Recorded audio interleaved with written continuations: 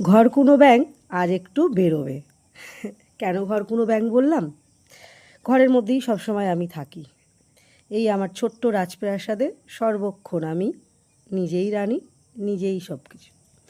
ছেলের স্কুলে যাব, এর জন্য মজা করে আপনাদের সাথে একটু কথা বলি। আর আমি একটু মজা করে কথা বলতে ভালোবাসি। দেখুন না, নিজের যত্ন না নিতে নিতে মুখ চোখের অবস্থা কী হয়ে গেছে। আর সব সময় মানে ইউটিউবে এত লাইভ, রাত জাগা, চোখ মুখের অবস্থা একদমই। তারপরে এই যে একটা ছোট্ট ব্যাগ নিলাম, আর এটা হলো একটা ফর্ম, একজনের বাড়িতে দেব, সেটাও নিয়ে নিলাম। আর এর মধ্যে আর একটা ছোটো টাকার ব্যাগ, আর একটা ফোনে তো ভিডিও করছি ওটাও নেব, আর একটাও আছে ওটাও। এখন ফোন ছাড়া মানে ইউটিউব জগতে 2, 3, 4টে করে ফোন থাকে মানুষের কাছে। আগে আমি ভুল বুঝতাম যে বাবা এর কাছে এতগুলো ফোন কেন, কিন্তু এখন নিজের কাছেই 3টে 2টো ফোন থাকলে অবাক লাগে না, মানে ওটাই কম। এই যে আমি কিছু সকালবেলা উঠে জামা কাপড় কেচেছি, আর দেখো আমার গাছে কত সুন্দর ফুল ফুটেছে। এই গাছটা এত সুন্দর ফুল হয়ে থাকলে অপূর্ব লাগে, কিন্তু খুব রোদ্দুর উঠলেই না, মানে একটু 9টা 10টা বাজলেই মুরঝে যায়, এত পাতলা এই ফুলের পাপড়িগুলো। এই যে চলেছি। আর আমি আরেকটা কথা বলেছিলাম যে আমাদের মানে একটু গ্রাম্য টাইপের তো, কলকাতার অনেকটাই পিছনে, তার জন্য এখানে হেঁটে হেঁটে 1.5 কিলোমিটার যেতে হয়। কোনো দূরের একটা মানে ব্যাগ, ছোট ব্যাগ হলেও মনে হয় না সেটা একটা অসহ্য ব্যাপার। এই যে আমি চলেছি আস্তে আস্তে রাস্তার দিকে, এই যে মেন রোড এসেও গেছে, আর অটো ধরবো, তার জন্য যে মেন রোডের উপরে চলেও এসেছি। এই 1.5 কিলোমিটার হাঁটতে ভালো লাগে না, ওর জন্যই আরও আমি ঘরের থেকে কোথাও যাই না। বাপের বাড়ি যাওয়ার নাম করে বলে দূর পরে যাব, আজকে যাব, কোনো অকেশন ছাড়া যাই না। ওই যে টিকটিকি আমার ঘরে ঠিক ঠিক বলছে। যাই হোক, কালকে যাব, কাল দশহারা। কাল মানে ভিডিওটা কালকেই আজকে পোস্ট করব, কালকে দশহরার দিনই আপনাদের কাছে পৌঁছবে সেই ব্লগটা। চেষ্টা করব করার, কারণ আমার মা বাবা ভাইটাই কেউ ভালোবাসে না ভিডিও ক্যামেরা, যদি ওদের সামনে ফোনটা তুলে ধরি না, এমন একটা মুখ করে যেন মানে খুব অচেনা লাগে। তখন মনে হয় না, এরা পছন্দ করে না আমার এই প্রফেশনটাকে, আমার ইচ্ছা করে না। তারপর অটোতে যাচ্ছি, ছেলের স্কুলে পৌঁছেও গেছি। প্রথমে ছেলের স্কুলে চলে গেছি, হাজব্যান্ডের দোকানে আজকে যাইনি। তো গিয়ে আগে ভাবছি ম্যামের সাথে দেখা করে আসবো, মর্নিং স্কুল যদি তাড়াতাড়ি ছুটি হয়ে যায়, প্রায় 9:30 বাজে, তো আগে যাই দেখা করে আসি। কিন্তু সে ঘুরে বালি, কারণ সেখানে 11টার পর ছাড়া দেখা করবে না বলে দিল সোজা মুখের ওপর। ঠিক আছে চলো তাহলে, আমার একটু কিছু কেনাকাটা আছে, সেগুলো করে চলে আসি। তারপর যা হোক করে স্কুলটা দেখা করে চলে এলাম। 11টা পর্যন্ত এদিক ওদিক ঘুরে বেরিয়ে হাজব্যান্ডের কাছেও গেছিলাম, কিন্তু সেখানে আর মানে ভিডিও করিনি। এই যে কি কিনেছি সেটা আপনাদের সাথে একটু শেয়ার করব। এই যে একটা ওড়না কিনেছি, এই কালারটার একটা ওড়না তো আছে সবসময় আমার গলাতেই, দেখবেন যেটা আমি পরে গেছি যাওয়ার সময়, ঠিক ওই রকমই কিন্তু একটু আলাদা, ডিজাইনটাও এক, হালকা ওই অ্যাশ কালারটা আছে। তাই চলো, এত নরম এইগুলো, মানে গরমে সবসময় ভিডিও করতে আমার লাগে, আর আমি শুধু নাইটি পরে ভিডিও বা এ করে ভিডিও আমি করতে পারি না। আর ছেলের জন্য দুটো মোজাও নিয়েছি, এই যে সাদা মোজা, একটা মোজা জানি না আমি কাচতে গিয়ে ফেলে দিয়েছি না কি করেছি বুঝতে পারছি না, তো আমি দুটো মোজাও নিয়ে নিলাম। আর একটা সানস্ক্রিন নিয়ে নিয়েছি, সানস্ক্রিনটাও একদম শেষ হয়ে গেছিলো, রোদ্দুরে বেরোতে গেলে লাগে। নিজের যত্ন তো করি না, যা হোক মানে হলেভাবে ওইভাবেই ঘরের মধ্যে মানে বসে থাকি। সানস্ক্রিন ওই যে একটু মজা করে দেখালাম গালের। যাই হোক, এবার চলে যাব একদম সোজা রান্নাঘর, কেন কিন্তু অনেকটা বেলা হয়ে গেছে।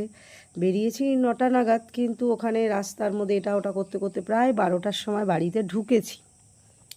তারপর তো লাইভ করছিলাম, যাই হোক করতে ওগুলো সব করে ছেলে বাড়ি চলে আসলো। এদিকে ভাতটা আগে বসিয়ে দিলাম, ছেলেকেও একটু কিছু খাবার করে দিলাম। এই যে ভাতের মধ্যে চালটা দিয়ে দিচ্ছি। আজকে বেশি কিছু রান্না করব না, এমনিও তো আমরা এক তরকারি ভাতই। আমার হাজব্যান্ড একদম মাছের ঝোল নয় মাংসই পছন্দ করে, খুব একটা ওই বাটা বোটা এমনি তো কোনো সবজিই সে খায় না। আপনাদের তো প্রত্যেকটা ব্লগে আমি দেখিয়েছি, ও একদমই পছন্দ করে না। ঝিঙে পটল বলে ভালোই লাগে না, কেন করো এইসব, এরকম বলে মানুষ তো শান্তি করে খাবে, এইসব করা উচিত। সবজি না খেলে বলে সবজিতে কি আর ভিটামিন আছে, সবই তো সারের তৈরি। কথাটা ঠিকই বলে, তবুও তো ইচ্ছা করে না, পটলের সময় পটল, ফুলকপির সময় ফুলকপি, বাঁধাকপির সময় এরকম। যাই হোক, কথা বলতে বলতে সব জিনিস আমি ফ্রিজ থেকে বার করেছি। মাংসর জন্য আলু পেঁয়াজ কেটে নেব। আর অর্ধেকটা কাঁঠাল সেই জামাই ষষ্ঠীর দিন বিকালবেলা ভেঙেছিলাম, সেই ভিডিওটা এখনও দিতে পারিনি, তো সেটাও করব। মানে সেই ভিডিওটা ভাঙার যে ভিডিওটা সেটা আমি করতে পারিনি, তো রেডি করতে পারছি না, এত ব্যস্ত। যাই হোক, এবার আমগুলো গাছ থেকে, যে আমার নিজের গাছ থেকে পেরেছি, এত পেকে গেছে, তাহলে ওটাকে আজকে সুন্দর করে পাকার জন্য চালের মধ্যে, সেটাও আপনার সাথে দেখাবো। আগে প্রথমে সবজিগুলো কেটে নিচ্ছি, কারণ বেলা অনেক হয়ে গেছে গ্যাসের মধ্যে চাপিয়ে। আর গ্যাসের মাংস তো একটু দেরি হয়, অন্য কিছু যেমন ঝপঝপ হয়ে যায়, কিন্তু ওই জন্য তাড়াতাড়ি করে আগে রান্নার সবজিগুলো কেটে নিলাম। পটল ভাজা চাপিয়ে দিয়েছি, এদিকে ফ্রিজ থেকে বার করে মাংসটা রেখেছি, অনেকটা জল ছেড়ে গেছে। এই যে বড় বড়ই করতে বলেছে কাটবে না, ছোট ছোট এক পিস করেই খাবো, তবু ওই রকম মানে গোটা, মানে বড় বড়ই থাক, বিরিয়ানির পিসের মতো। আমি ঠিক আছে চলো। এবার এই পটল ভাজা হতে হতে আমি আরও ধরুন মশলা, আর এদিকে এনেছে খাসির চর্বি। আজকে একটু খাসির চর্বি দিয়ে মুরগির মাংসটা রান্না করতে বলেছে। আমার ছেলে যেহেতু খুব খাসি পছন্দ করে, তার জন্যে ও তো মুরগির মাংস পাতে দিলেই তো দৌড়ে পালায়, তো বলেছে যাতে ওটা একটু দিলে ও একটু খাবে। তো সেজন্য ওর বাবা তো মানে ওর কথা ভেবে নিয়ে এসেছে। যাই হোক, এদিকে ভাতটা হয়ে গেছে, উপর দিয়েছি, আবার ভাতটাকে পরে একটুখানি রাখলাম, ঠান্ডা হয়ে গেলে ভালো করে মুছে সুন্দর করে পরিষ্কার করে নেবো। এই যে কাঁঠালটাও ছাড়িয়ে ফেলেছিলাম, এই যে এতগুলো হয়েছে, আর অনেকগুলো ওপরের দিকে আমি ফেলেই দিয়েছি। দুজন মানুষ, আমার ছেলে তো একদমই পছন্দ করে না কাঁঠাল খেতে, ওর জন্য আমি আর আমার হাজব্যান্ড খাবো, ওই জন্য আর করি। এই যে এদিকে মাংস মশলা তো করে নিয়েছিলাম, আদা রসুন লঙ্কা টমেটো সব দিয়ে মিক্সিতেই পেস্ট করে নিয়েছি, তাহলে কি হয় তাড়াতাড়ি হয়ে যায়। এখন আর আমার শিলনোড়া আছে, কিন্তু শিলনোড়াতে লঙ্কা না বেটে বেটে হাত খুব জ্বালা করে। অগত্যা যখন কারেন্ট থাকে না তখনই ব্যবহার করি। আর যদি হয়তো সর্ষে পোস্ত এইগুলো, তাও আমি একটু বেশি হলে আমি মিক্সিতেই করে নিই।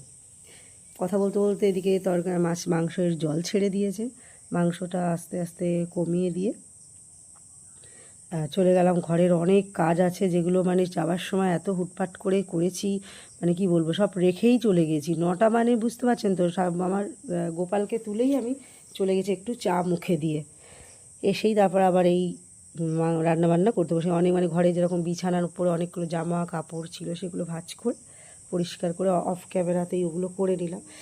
এবার এই আলুগুলো মানে এত তাড়াহুড়োতে মাংসের আলুগুলো তেলের মধ্যে ভাজতেই ভুলে গেছি। তারপরে কি করলাম, ওই পাশে একটা ছোটো কালো কড়া আছে, ওটার মধ্যেই আমি তেল দিয়ে একটু আলুগুলো ভেজে নিলাম, মাংসের আলু। অনেকে আমি দেখেছি আমার মামার বাড়িতে মাংসের মধ্যে কাঁচা আলু দিয়ে দেয় মাংসর কষার মধ্যে, কিন্তু ওটাও কিন্তু খেয়ে বেশ লাগে। কিন্তু আমি ভাবলাম যে আমার হাজব্যান্ডের তো নাক আছে, যদি আবার ভাবে বলবে আলুনি লেগেছে বা কিছু, বাবা তার থেকে দরকার নেই। তো আমি পাশে একটা কড়াতেই ওই আলুটা ভেজে নিলাম, দিয়ে এদিকে মাংস কষাতে বসিয়ে দিলাম। এবার চলুন দেখাবো। কষতে কষতে তো অনেকটাই টাইম লাগে, মাংস তো খুব বেশি তাড়াতাড়ি হয় না। এই যে আমগুলো, এবার আম তো আমাদের কাছে একদমই কম হয়েছে। আগেবারে 30-35টা হয়েছিল, এবারে ধরেছিল 20-25টা, পড়ে ঝরে মানে ঝড়ে ওই 9-10টা ছিল। তাই ওগুলোকে আমি ভালো করে ধুয়ে মুছে, আর এই একটা চালের এতে আমি অল্প 2 কেজি মতন চাল দিয়েছি, দিয়ে ওকে রেখে দিয়েছি 2 দিন কি 1 দিন রাখলেই পেকে যাবে। একটু হয়েই গেছে, একটু রেখে দিলেই খাওয়ার মতো হয়ে যাবে। এখন যদি কাটি দেখবো একটু সাদাটে, মানে একটু হালকা এরকম হবে। তাই বললাম না, একটা দিন একটু চালের মধ্যে থাক। আমি প্রত্যেকবারই তাই করি, সবেদা আলু একটু কাঁচা থাকলে আমি চালের মধ্যে রেখে দিতে পছন্দ করি, তাহলে কি হয় খুব সুন্দর চালের গরমে মানে পেকে যায়। এদিকে আমার মাংসটাও দেখুন হয়ে গেছে, আর খাসি চর্বি দিতে মোহমো করছিল রান্নাঘরটা পুরো। শসা পেঁয়াজ সব কেটে রেখেছি। তারপর হাজব্যান্ড চলে এসেছে, বলছে ভাত দাও ভাত দাও, তোমার শুধু হাতে ফোন ফোন ফোন ফোন, যেন ওর সতীন। কি বলবো, আর ফোন দেখলে এত তেলে বেগুনে জ্বলে যায় না বন্ধুরা, কি বলবো, মনে হয় যেন ফোনগুলো একদিন ছুঁড়ে আমি নিজেই ফেলে দিই, এরকম মনে হয়। মানে অন্য সময় কি করে, নিজে 3টে 3:30 4টে বাড়ি আসে, আমি কিন্তু ওনার জোরে না খেয়ে বসে থাকি, তখন কিন্তু উনি ভাবে না। আর উনি যদি 2টোর মধ্যে চলে আসে, তো চান করে আসে, ব্যাস তাহলেই বলবো ওরে বাবা, মানে পুরুষ শাসিত সমাজের যেটা হয় আর কি, মানে কি বলবো, তখন আর কিছু বলে উঠতে পারি না, চুপ করে থাকি।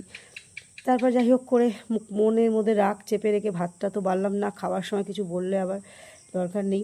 এদিকে এই দেখুন মাংসটা এই যে নামিয়ে নিয়ে এসছি, যে কড়া শুদ্ধই নিয়ে এসেছি, ওদিকে তো বকবক করছে চেঁচামেচি করছে, তার থাক তাড়াতাড়ি করে কড়া শুদ্ধই আমি নিয়ে গিয়ে বসে যাই, সবাইকে ভাত বেড়ে দিই।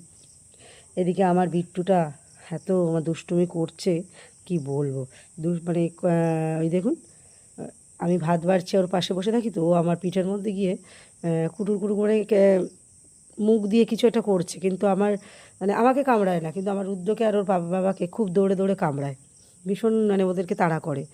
যাই হোক, এবার এইদিকে ভাত টাত বেড়ে ফেলেছি, তখনও তিনি আসেননি। আর আমার ভাত বাড়া দেরি হলেই উনি সেই তখন থেকে বাথরুম থেকে ছিল যে ভাত বেড়েছো, ভাত বাড়ো, ফোন রাখো, এরকম করে বলছে। যাই হোক, সবাই ভালো থাকবেন, সুন্দর করে দিনগুলো আপনাদের সবার সাথে কেটে যায়। সারা দিন আমার ইউটিউবের বন্ধুদের সাথে খুব ভালো লাগে। লাস্টে আমি খেয়াল করিনি, আমার ক্যামেরাটা দেখুন সোজা করে ধরে ফেলেছি, আর হচ্ছে পটল ভাজাটা আমি রেখে চলে এসেছিলাম, সেটা আবার দৌড়ে গিয়ে আমার ছেলে নিয়ে এসে দিল, সবগুলো নিয়ে বসেছি।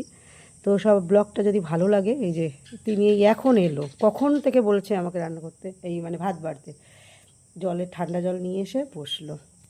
যাই হোক বন্ধুরা, তোমরাও সবাই খাওয়া দাওয়া করে নিও, আর ব্লগটা ভালো লাগলে অবশ্যই বলবে যে কেমন লাগছে আমার ব্লগ। আমি তো সেইভাবে কিছু এডিটিং করতে পারি না, তবু চেষ্টা করছি, নতুন আমি। সবাইকে মানিয়ে গুছিয়ে নিয়ে চলবেন, আর আমার বিট্টুকে অনেক ভালোবাসা দেবেন, আমার পরিবারকেও অনেক ভালোবাসা দেবেন। বাই বাই, ভালো থাকবেন, সুস্থ থাকবেন, এই বলে আজকে বিদায় নিলাম।